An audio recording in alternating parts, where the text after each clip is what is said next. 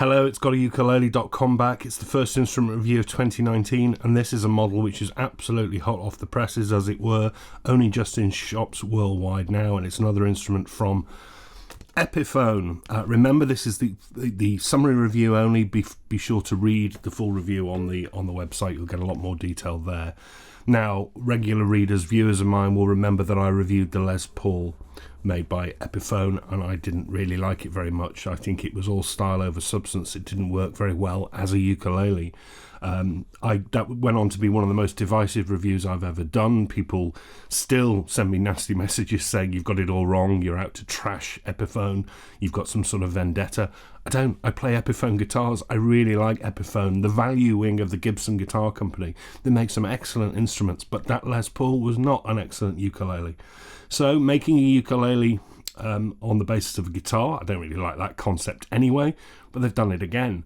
And this one based on their iconic Hummingbird dreadnought with the flat top shoulders.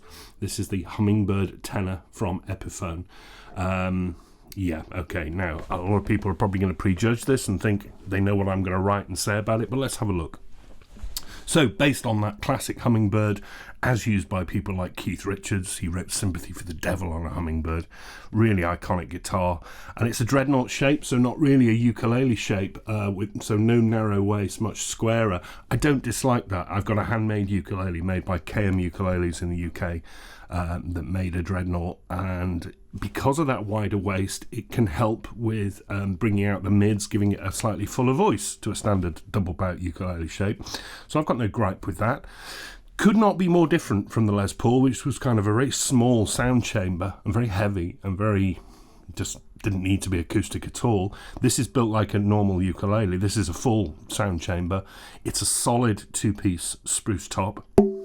It's resonant enough, laminate back and sides, all finished in this gloss, which is a bit overdone. It's a bit overly thick, the gloss, but still it makes the colours and that sunburst pattern. This is an antique tobacco sunburst. They also do it a cherry sunburst. Traditional Hummingbird fans will say they should have made it plain spruce like the originals, but there we are. I quite like this. I think it looks classy. And it's called the Hummingbird because of the scratch plate, which has a hummingbird on it.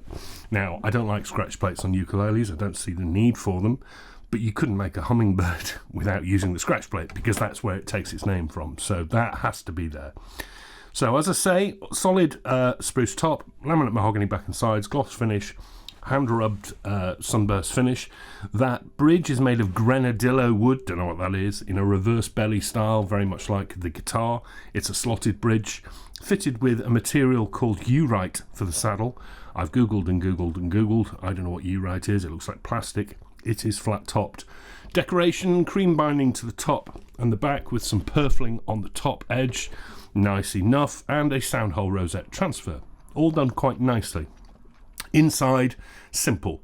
Tidy, but simple. No notching on the kerfings. The braces look alright. I don't really know what's going on down in here. And you'll also have spotted the jack socket. So this is fitted with a passive piezo pickup under the saddle. That's good to see. No weight from controls and battery packs. Just a pure output. Stick it into an EQ and you can shape it. That's nice to see. It's not overdone. So you can plug in if you want to. You know, this bit is not bad at all, okay? I get that some people are going to say, I hate it, it doesn't look like a ukulele. A lot of people are going to say you shouldn't make ukuleles that look like guitars. I kind of agree on that point, but it's not unattractive, and I do like the Hummingbird. Up to the neck, this is made of mahogany. You couldn't tell how many pieces are in it because it's stained almost black, but there's three. There's one at the heel and a joint at the headstock as well. Epiphone call it a slim taper profile. I consider it to be just a Far Eastern overly rounded profile, and for a tenor, being 37mm at the nut is a bit too narrow for me. Yeah, I don't find the neck the most comfortable part of it, to be honest. Topped with a grenadillo wood fingerboard. Looks a bit pale, but you know, we've got to get used to this with rosewood not being an option any longer. And that is edge bound in cream. It looks really tidy. You get 1, 2, 3, 4, 5, 6, 7, 8, 9, 10, 11, 12, 14 to the body, 15, 16, 17, 18, 19 in total on the frets. They are dressed nicely because of the binding, and a complete over-the-top number of position markers, which you just don't need on a ukulele. But again, they had to do it like this because This is what the Hummingbird looks like. So you've got it at the 1st, the 3rd, the 5th, the 7th, the 10th, the 12th, the 15th, 17th, and 18th, 19th. Far too many. Parallelogram pearloid inlays. You know, it had to be, I suppose. Up to the headstock. Typical, like the Les Paul, Epiphone style. Unlike the Les Paul, this isn't a transfer, it's an inlay. It has the Hummingbird name on the truss rod cover. It's alright, but I like the Epiphone headstock, but it looks too narrow on a ukulele, I find. Tuners. Generic, open gears with vintage chrome buttons. They're alright quality-wise. What I find odd is, if you've gone to the trouble of making this look like a Hummingbird by putting the scratch plate on, the reverse belly bridge, the truss rod cover with the word Hummingbird on it, the position markers, these aren't Hummingbird tuners. The tuners would be pearloid buttons. You know, they've got everything else right except the tuners. They've just gone in a parts bin for those. That's a shame. Completing the deal. Probably the worst thing about it, it uses those same flabby black nylon strings as came on the Les Paul. They are absolutely awful. I'll come on to that in a moment. You also get what they call a Deluxe Gig Bag. It's better than the one that comes with the Les Paul, but I wouldn't really call it Deluxe. It's just a functional padded gig bag. And these are solid top, lots of appointments, lots of decoration, about £160, £170 in the UK at launch. That's not a bad price, actually. In fact, it's a pretty good price. Bear in mind, you've also got a pickup. And there we are. So, coming on to it. Build, decent. Sadly, heavy in the body. Heavy all over, it feels, which is odd, considering we've only got a passive pickup here, so no big battery packs or anything. I think it's just overbuilt, which doesn't surprise me for a guitar maker. That's quite uncomfortable. But otherwise, it's built okay. I can't find any flaws in the finish or the joints or anything like that. The strings, as I always say, I don't mark my reviews down on strings, and I never change them from the stock strings because I can't, because what you may change them to will be different to what somebody else will change them to. So how do I pick the right string for it? That's just what my ears tell me. These are horrible though, and they affect the way it sounds, and they're going to affect the way it sounds on this video, which is a shame. So I've got to try and avoid that and rise above it to be impartial. But it's really hard to, because these are horrible, and I would change them straight away.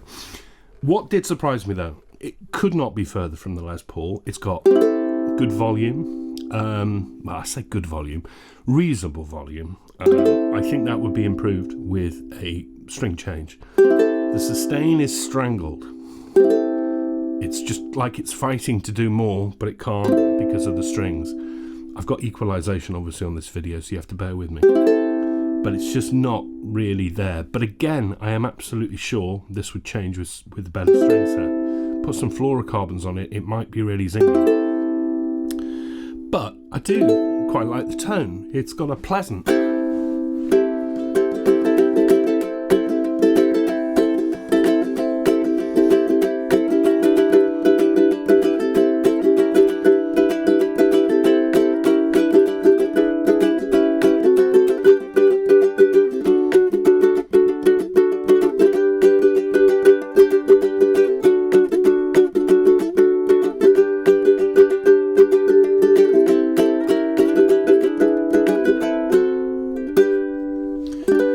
So unlike the Les Paul, it actually sounds like a ukulele.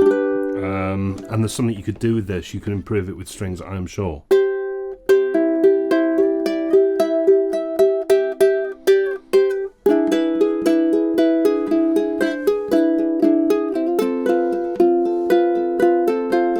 I find the nut too narrow to be comfortable to play.